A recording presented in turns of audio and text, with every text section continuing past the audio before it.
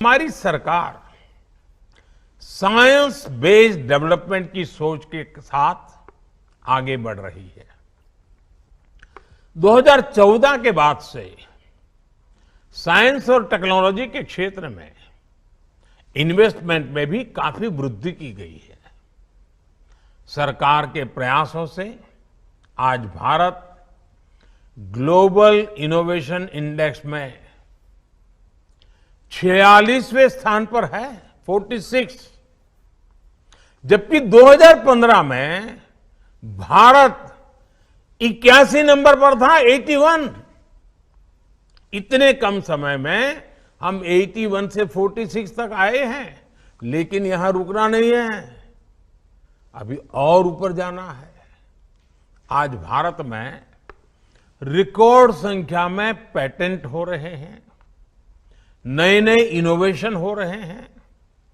आप भी देख रहे हैं कि आज इस कॉन्क्लेव में इतने सारे स्टार्टअप साइंस के सेक्टर से हमारे यहां आए हैं। देश में स्टार्टअप की लहर बता रही है कि बदलाव कितनी तेजी से आ रहा है। साथियों, आज की युवा पीढ़ी के डीएनए में ही साइंस, टेक्नोलॉजी और इनोवेशन, उसके प्रति रुझान है।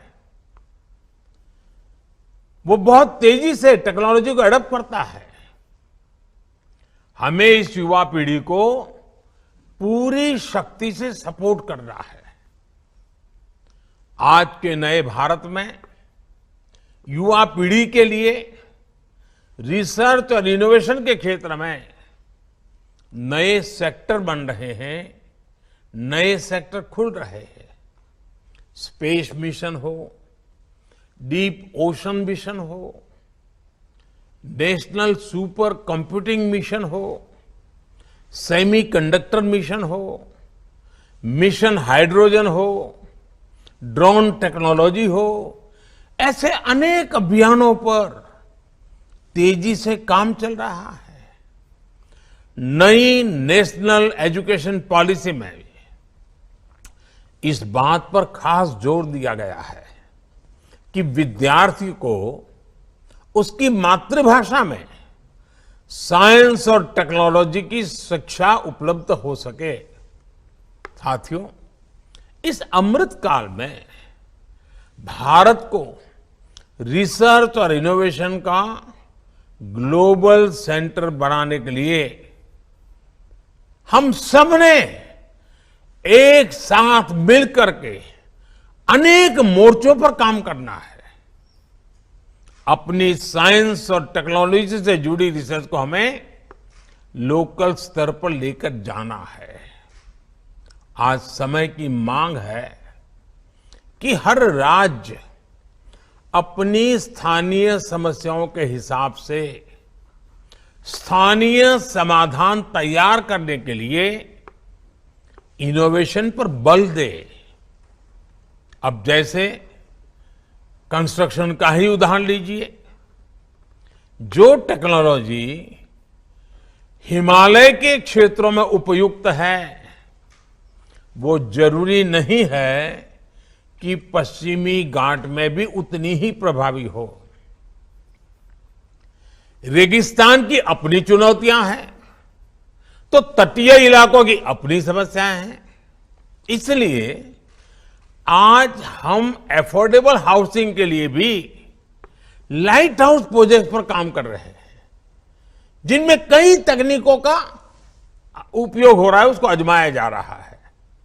इसी प्रकार क्लाइमेट रेजिलियंस क्रॉप्स, उसको लेकर भी जितना लोकल होंगे उतने ही बेहतर समाधान दे पाएंगे।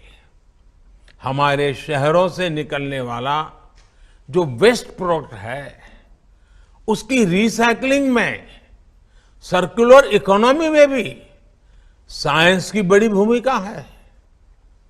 ऐसी हर चुनौती से निपटने के लिए ये आवश्यक है कि हर राज्य साइंस, इनोवेशन और टेक्नोलॉजी से जुड़ी आधुनिक पॉलिसी का निर्माण करें, उस पर अमल करें। साथियों, सरकार के तौर पर हमें अपने साइंटिस्ट के साथ ज्यादा से ज्यादा कोऑपरेट और कोलैबोरेट करना होगा। इसी से देश में साइंटिफिक मॉडर्निटी का माहौल बढ़ेगा। इनोवेशन को प्रोत्साहित करने के लिए राज्य सरकारों को ज्यादा से ज्यादा वैज्ञानिक संस्थानों के निर्माण पर और प्रक्रियाओं को सरल करने पर बल देना चाहिए।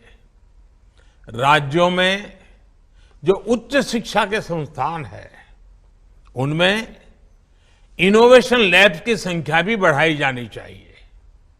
आजकल हाइपर स्पेशलाइजेशन का दौर चल रहा है। राज्यों में अंतर्राष्ट्रीय स्तर की स्पेशलिस्ट लेबोरेटरीज की स्थापना की जा रही है। उसकी आवश्यकता भी बहुत है।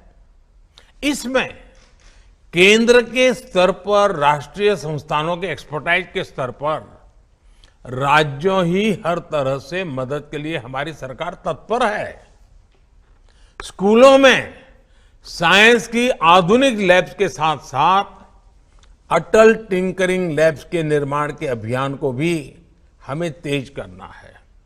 साथियों, राज्यों में राष्ट्रीय स्तर के अनेक वैज्ञानिक संस्थान होते हैं, नेशनल लेबोरेटरीज भी होती हैं। इनमें के सामर्थ्य का लाभ, इनकी एक्सपर्टाइज का पूरा लाभ भी राज्यों को उठाना चाहिए।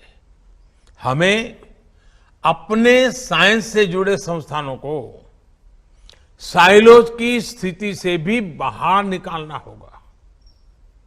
राज्य के सामर्थ्य और संसाधनों के बेहतर इस्तेमाल के लिए सभी वैज्ञानिक संस्थानों का ऑप्टिमम यूटिलाइजेशन उतना ही आवश्यक है। आपको अपने राज्य में ऐसे कार्यक्रमों की संख्या में भी वृद्धि करनी चाहिए, जो ग्रासरूट लेवल पर साइंस और टेक्नोलॉजी को लेकर हम सबको आगे बढ़ाते हो। लेकिन इसमें भी हमें एक बात का ध्यान रखना है। अब जैसे कई राज्यों में साइंस मेले होते हैं, साइंस फेस्टिवल होता है, लेकिन यह भी सच है कि उसमें बहुत सारे स्कूल हिस्सा ही नहीं लेते हैं। हमें इसके कारणों पर काम करना चाहिए। ज्यादा से ज्यादा स्कूलों को साइंस फेस्टिवल का हिस्सा बनाना चाहिए।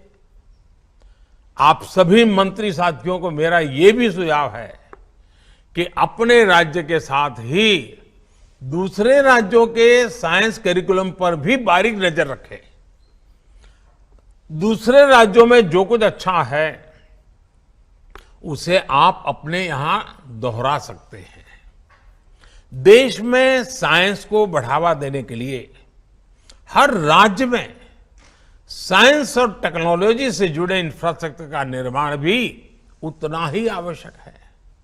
साथियों, भारत का रिसर्च और इनोवेशन इकोसिस्टम दुनिया में श्रेष्ठ हो, अमृत काल में हमें इसके लिए पूरी ईमानदारी के साथ जुटना है। इस दिशा में ये कॉन्क्लेव सार्थक और समयबद्ध समाधानों के साथ सामने आएगी। इसी शुभकामना के साथ आप सभी का बहुत बहुत अभिनंदन करता हूं और मुझे विश्वास है कि आपके इस मंथन से विज्ञान की गति प्रगति में नए आयाम जुड़ेंगे, नए संकल्प जुड़ेंगे और हम सब मिलकर के आने वाले दिनों में जो हमारे सामने अवसर है,